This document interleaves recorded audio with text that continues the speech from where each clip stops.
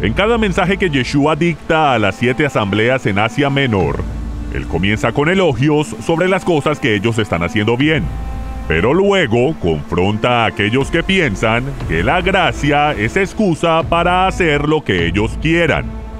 La gracia nunca fue ni será una licencia para violar los mandamientos de Dios. La gracia es un empoderamiento divino para vivir una vida santa, justa y piadosa en medio de un mundo enfermo, torcido y perverso. Su gracia nos permite hacer lo imposible. Yeshua no ignora los pecados de Balán, Jezabel o los Nicolaitas. Les dice que corrijan sus caminos o él personalmente los destruirá junto con sus doctrinas demoníacas. Yeshua puede ser tolerante, pero el rey regresará y usará todos los medios a su disposición para hacer una limpieza general y desechar la basura. Puede ser que su misericordia dure para siempre, pero su tolerancia a la hipocresía tiene sus límites. Ese es el mensaje a las iglesias de Asia Menor en el primer siglo, y ese mensaje es aún más relevante al día de hoy. El fin de la era está sobre nosotros.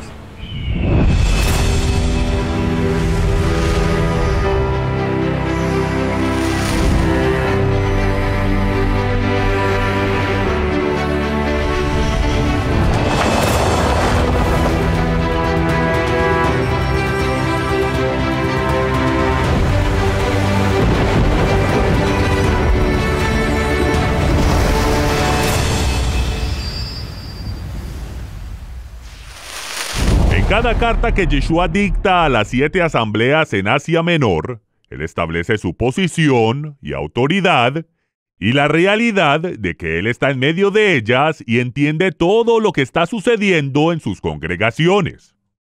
La segunda sección de Apocalipsis, las cartas de Yeshua a las 7 asambleas, yo la asemejo al libro de Jueces. A través de Jueces y los libros de los reyes, los enemigos de Israel fueron usados para llevar al pueblo de vuelta a la obediencia a la Torá, las instrucciones del Todopoderoso. Cada vez que abandonaban el pacto, caían en esclavitud. Un juez era ordenado para llamar al pueblo al arrepentimiento y luego ese mismo juez era facultado sobrenaturalmente para liberarlo. El último juez de Israel, antes de que Saúl fuera ungido rey, fue Samuel. Samuel fue instruido para advertir al pueblo de lo que sucedería si elegían a un rey para que los gobernara. Jehová dijo que él era su rey, pero si insistían en tener un rey de carne y hueso, ese rey usaría su poder para abusar de ellos. El libro de los jueces recalca repetidamente una y otra vez una sola declaración, la cual se reitera una última vez en las palabras finales del libro. En estos días no había rey en Israel. Cada uno hacía lo que bien le parecía. El primer libro de Samuel nos revela que el último versículo de Jueces no es del todo correcto. No había un rey de carne y hueso presente con ellos, pero su verdadero rey era el Dios del cielo.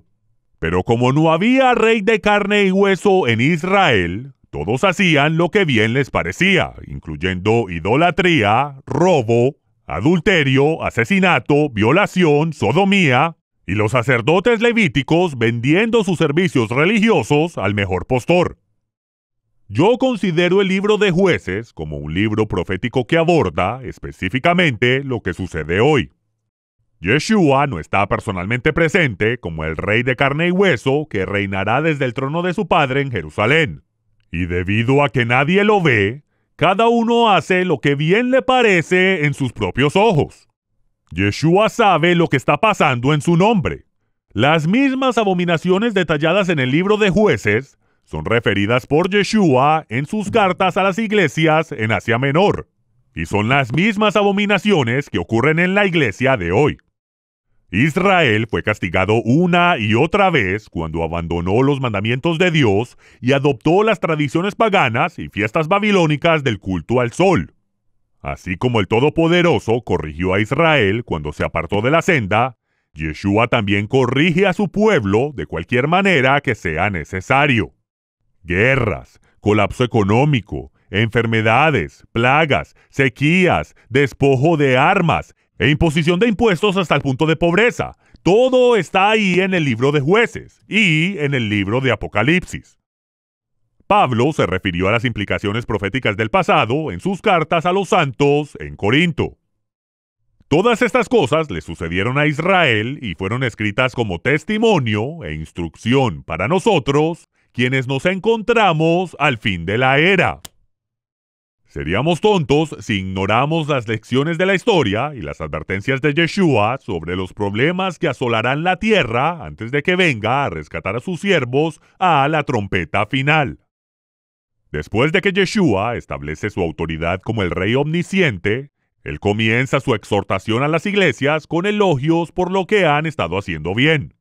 A la asamblea en Esmirna escribió: el primero y el postrero, el que estuvo muerto y vivió, dice esto: yo conozco tus obras, y tu tribulación, y tu pobreza, pero tú eres rico.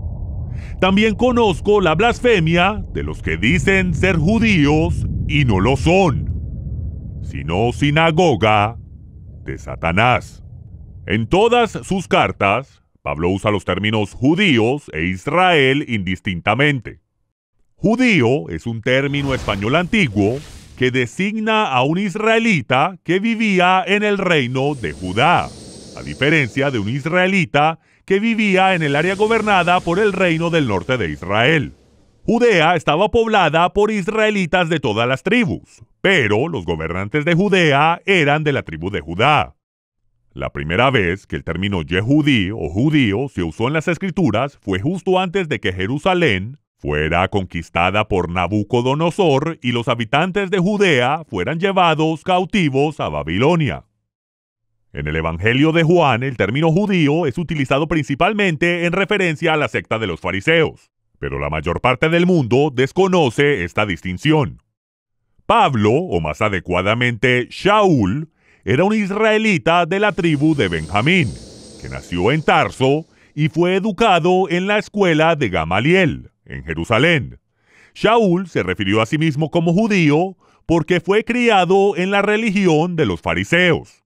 Hoy, judío es el término que define a uno que acepta una de las muchas variaciones de la religión de los fariseos. Aquellos que abandonan el judaísmo o el fariseísmo no son considerados judíos por la vanguardia de su religión, independientemente de su linaje. Hoy se les puede negar la ciudadanía israelí incluso a descendientes directos del rey David por creer en Yeshua, porque ya no son considerados judíos de religión. Ese es el problema de identidad de muchos descendientes israelitas de sangre que confiesan a Yeshua como Mesías. La religión del judaísmo dice que ellos ya no son judíos. Y si las altas esferas del gobierno definen judío como una religión, y de hecho lo hacen, entonces están en lo cierto. Esta crisis de identidad hace que muchos seguidores de Yeshua, que provienen de contextos culturales judíos, acepten los atavíos exteriores del fariseísmo para que se vean y se sientan más judíos. Pero muchas de estas tradiciones hechas por el hombre son contrarias a las escrituras y están en violación directa a las instrucciones de Yeshua a sus discípulos. Pero si se define a los judíos, como está en las escrituras, un descendiente del área de Judea, entonces uno puede ser legítimamente llamado judío mesiánico. Pero independientemente de cómo se defina el término judío, no se puede decir que Abraham fue el primer judío.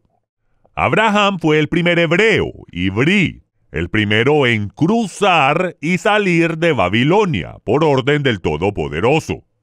Del mismo modo, en el libro de Apocalipsis, los hijos de Abraham, por fe, son ordenados a avar, a cruzar y salir de Babilonia. En su carta a Esmirna, Yeshua reconoce que el peso de los insultos vino de aquellos de la sinagoga farisea en Esmirna. Aceptaron una religión apóstata hecha por hombres y se alinearon con el adversario. Shaul escribió a los creyentes en Colosas advirtiéndoles que no permitieran que nadie los juzgara con respecto a la comida, bebida, la forma de respetar un día sagrado, luna nueva o el Shabbat.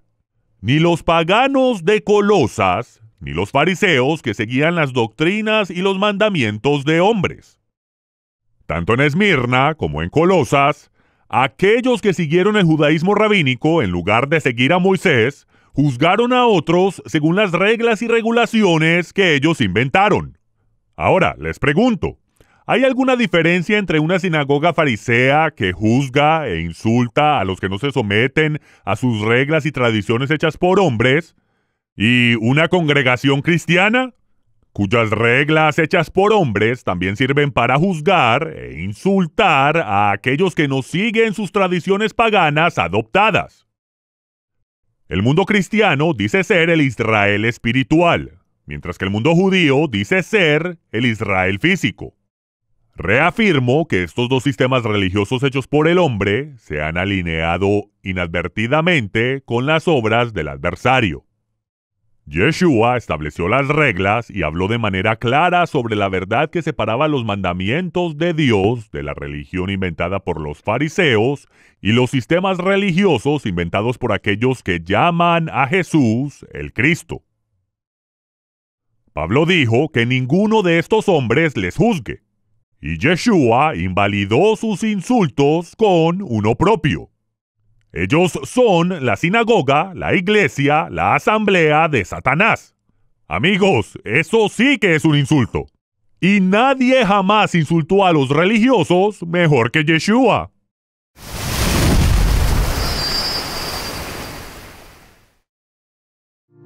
Shalom, estimados hermanos. Soy Michael Root y es un honor poder llegar a sus hogares a través de este medio para compartir las buenas nuevas del Evangelio.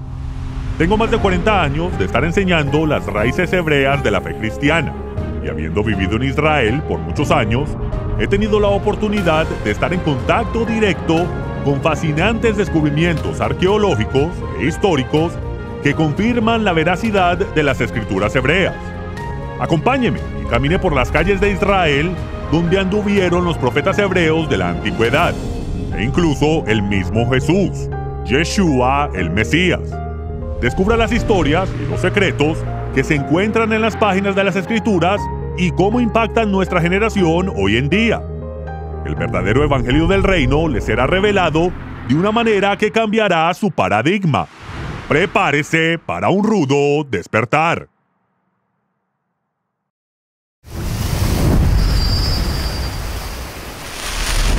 Yeshua está hablando a verdaderos hombres y mujeres de Dios en la asamblea de Esmirna. No tiene que mimarlos.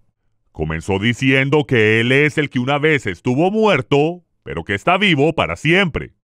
La resurrección es la esperanza de los santos, la esperanza de escuchar: buen trabajo, bien hecho, mi siervo fiel. No temáis nada de lo que habéis de padecer. He aquí, el diablo echará a algunos de vosotros en la cárcel para que seáis probados, y tendréis tribulación por 10 días.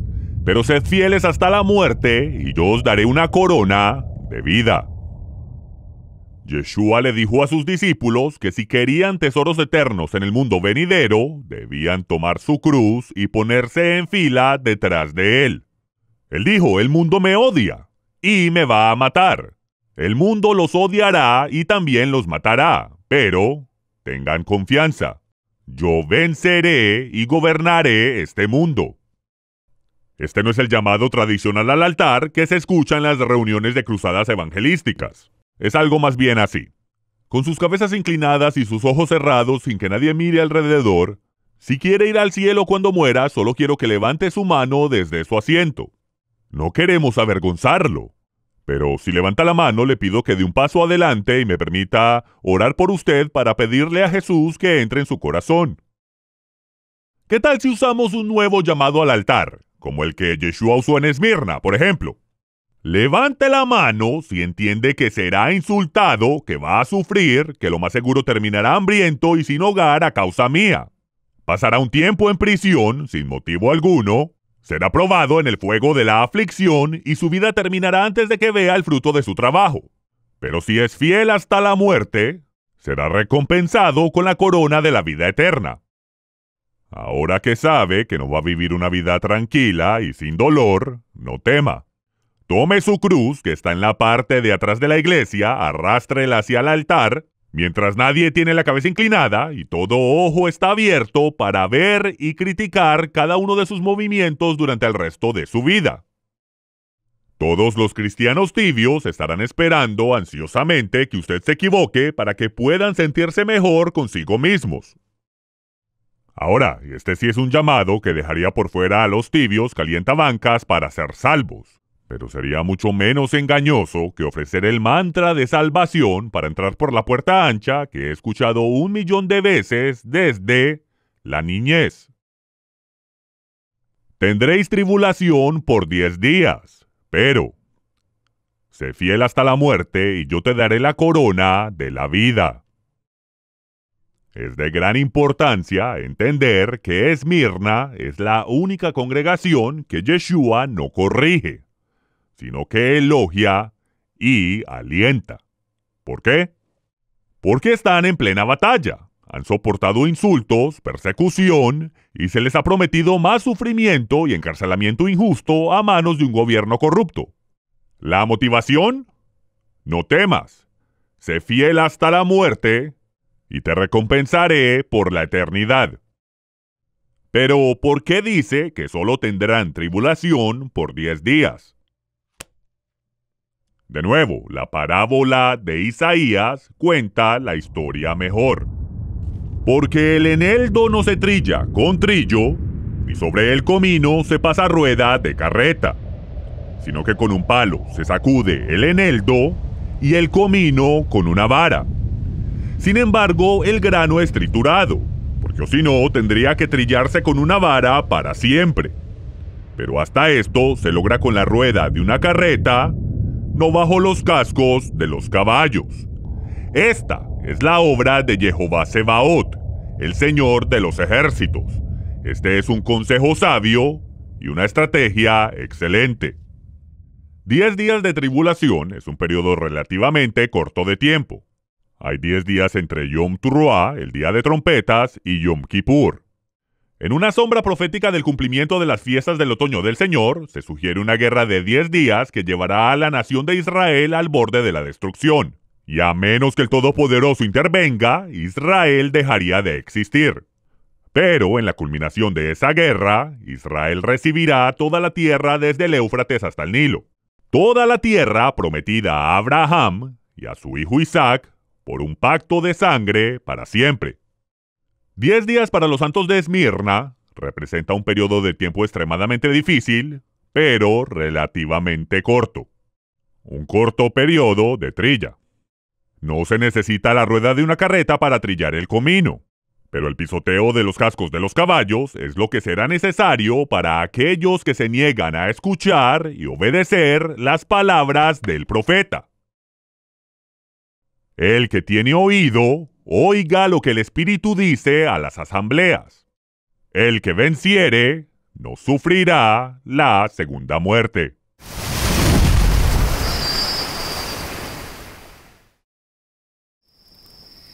¿Saben? Hay más cosas aquí de las que se ven a simple vista. Hay cientos de horas invertidas detrás de cámaras en el guión, el rodaje, la edición, el maquillaje y la iluminación. Cada episodio de los Evangelios cronológicos llega a todo el mundo con el verdadero Evangelio del Reino que Yeshua, Jesús, enseñó. Esta es la historia más grandiosa jamás contada. Una historia que está cambiando vidas alrededor del mundo. Los Evangelios cronológicos está siendo visto en varios continentes todos los días de la semana. Pero nada de esto sucede sin el apoyo financiero de nuestros patrocinadores. Esta es su oportunidad para dejar un legado que cambiará la eternidad de miles de personas alrededor del mundo. Acompáñenme y hágase un patrocinador de los Evangelios cronológicos. El Apocalipsis.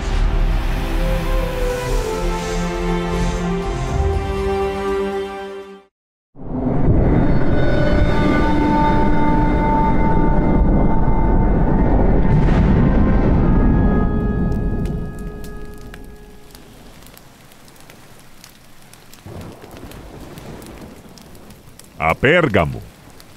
El que tiene la espada aguda de 2 filos dice esto: yo conozco tus obras y dónde moras, donde está el trono de Satanás. pero retienes mi nombre y no has negado mi fe. Ni aun en los días en que Antipas, mi testigo fiel, fue muerto entre vosotros, donde mora Satanás.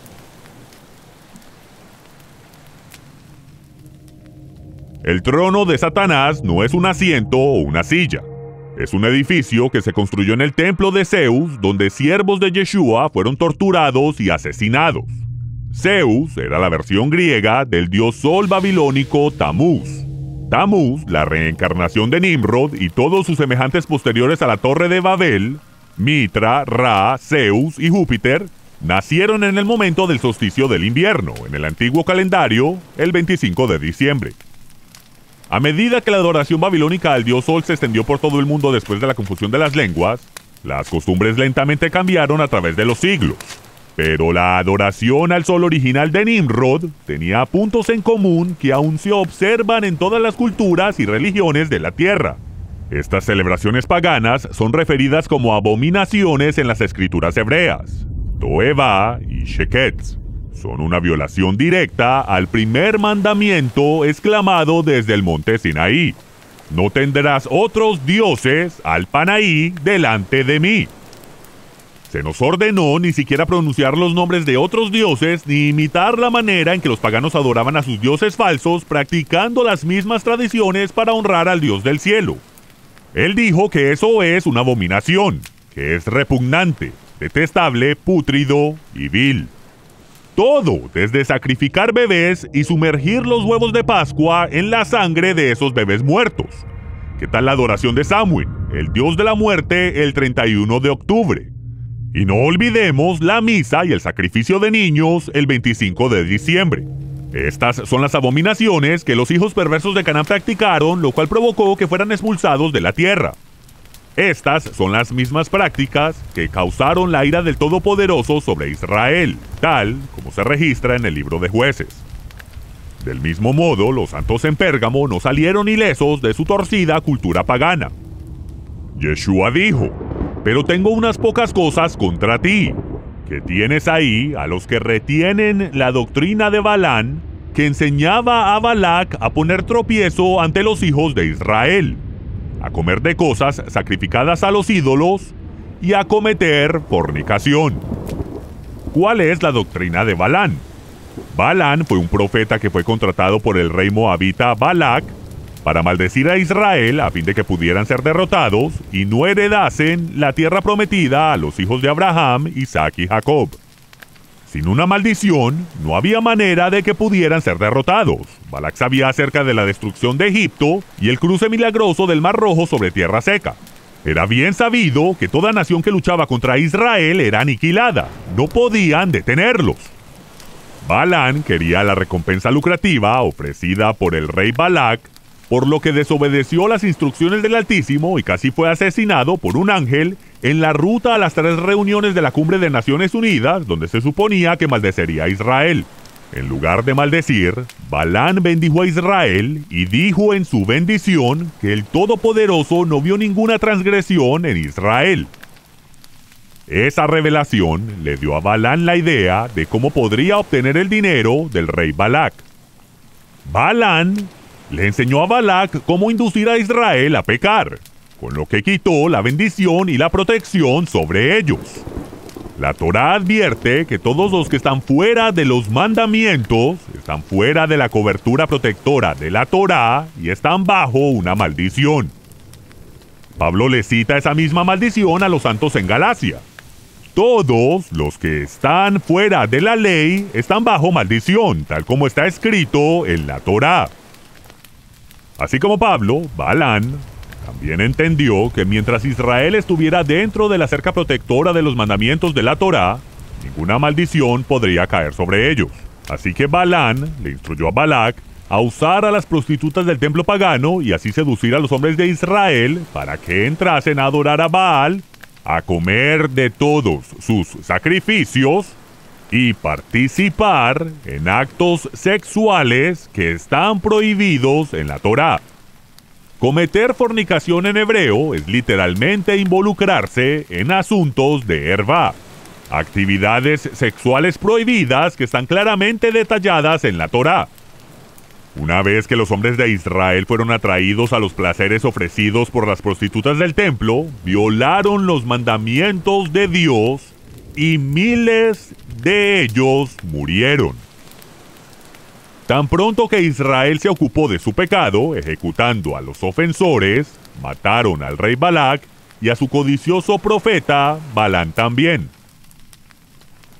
En Pérgamo hubo quienes vivieron y promovieron un estilo de vida inmundo y de perversión de la gracia, oponiéndose a los mandamientos de Dios. Y esto fue promovido por aquellos que aceptaron la enseñanza y la práctica de los nicolaitas. Donde quiera que se institucionalice la jerarquía nicolaita, el liderazgo eventualmente se involucra en asuntos de herba, abusando de aquellos que están debajo de ellos. Esto se ha convertido en una epidemia, en una institución religiosa, la cual también es el pináculo de la jerarquía nicolaita y de los que cubren sistemáticamente el abuso y tráfico de mujeres y niños. Yeshua le dice a la asamblea en Pérgamo que limpie su desorden, que se arrepienta, o de lo contrario él luchará contra ellos con la espada de su boca. El que tiene oído, oiga lo que el Espíritu dice a las asambleas. Para aquellos que vencieren estos desafíos, Yeshua les permitirá comer del maná escondido en el momento de necesidad. Y al final, les dará una piedra blanca, y en esa piedra escribirá un nuevo nombre que ningún hombre sabe, excepto aquellos que la reciben.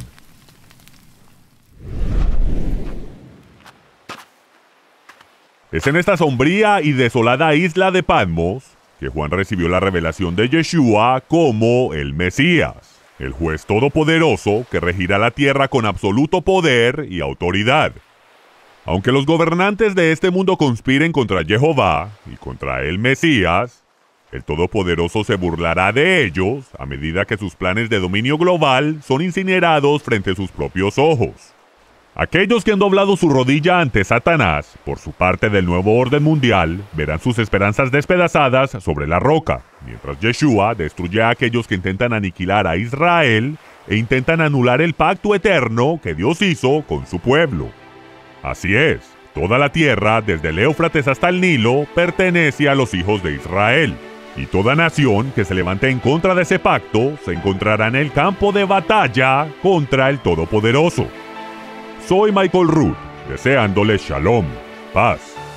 Nos vemos en el mar de vidrio mezclado con fuego cuando se despeje el humo.